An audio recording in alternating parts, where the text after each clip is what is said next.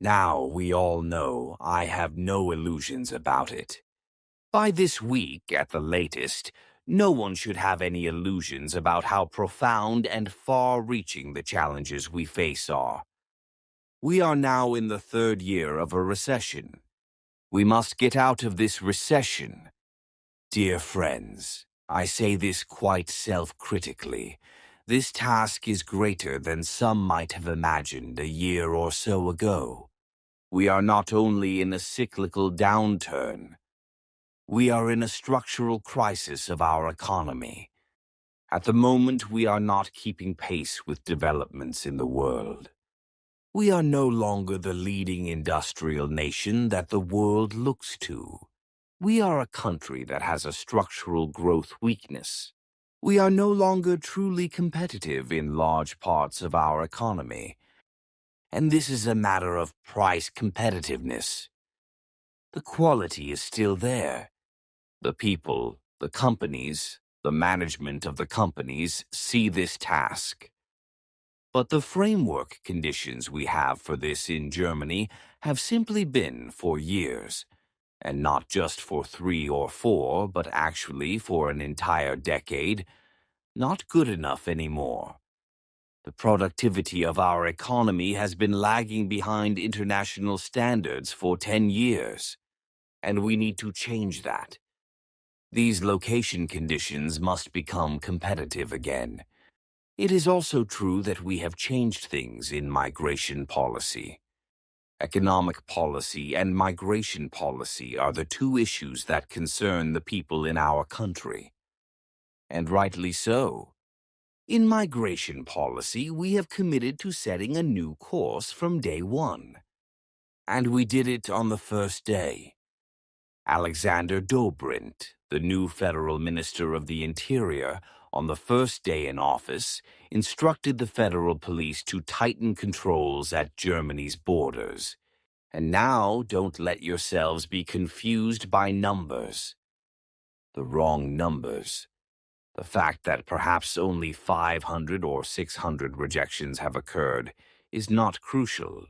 What is crucial is the political signal that the Federal Republic of Germany has turned off the magnet.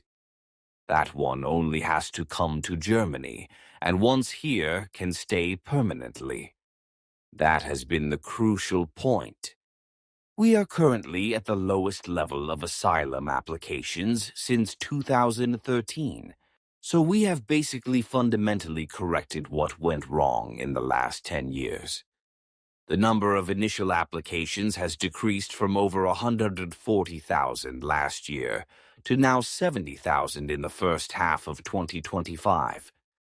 And I tell you, that is still too many.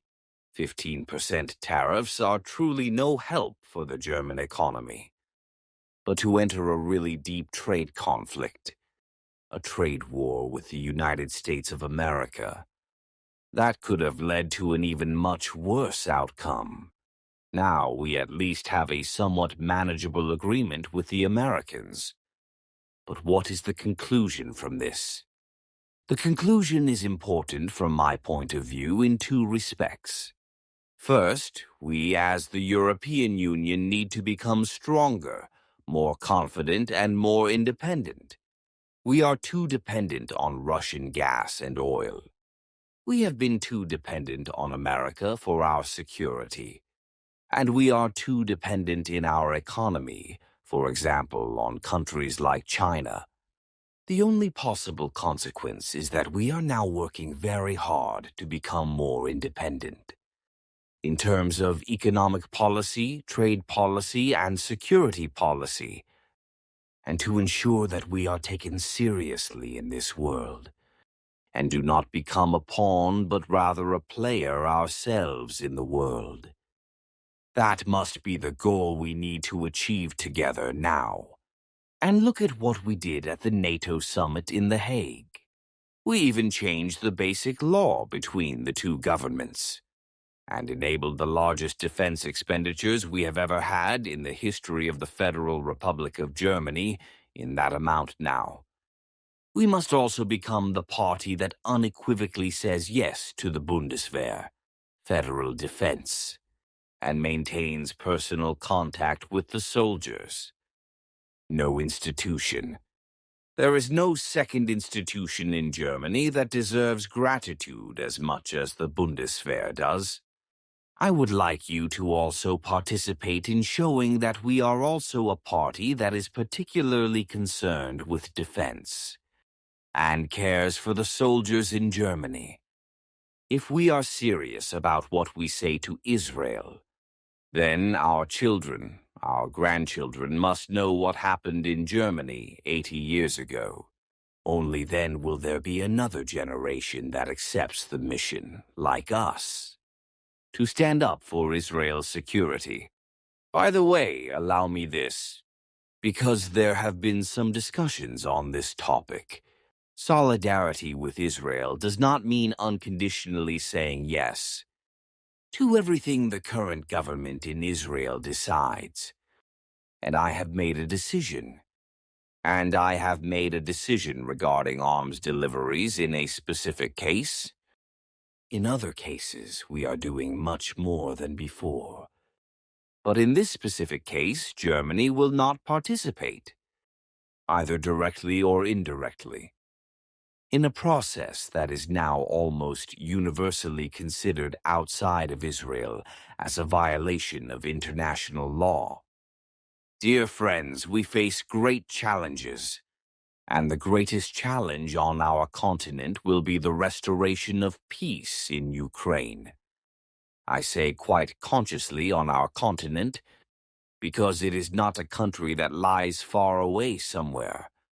After Russia, it is the second largest European country by area on this European continent.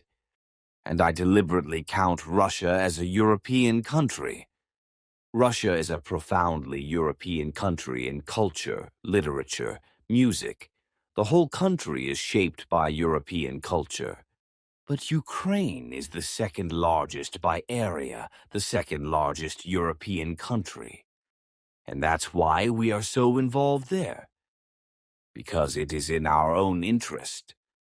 I want us to achieve it with everything we have at our disposal.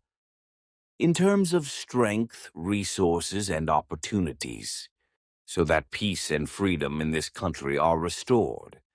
Yes, we have taken the first steps. But let me put it in a metaphor. We are on a 10-kilometer course and have perhaps covered the first 200 meters. That's all it is. But we are at least heading in the right direction. And please, no one should tell me today that we are only discussing arms deliveries and more weapons. No, ladies and gentlemen. Greater diplomatic efforts than in the last 3 weeks have not been made in this conflict and in this war yet, by any German federal government, nor by any European Union, as we have undertaken in the last 3 weeks. But when you see and hear what the Russian president has said about it in the last few hours, it becomes clear to everyone how difficult this task remains. For weeks and perhaps for months. But we must have a common interest in restoring peace in this country, in reinstating a political order on this European continent that can rightfully be called an order of peace and freedom.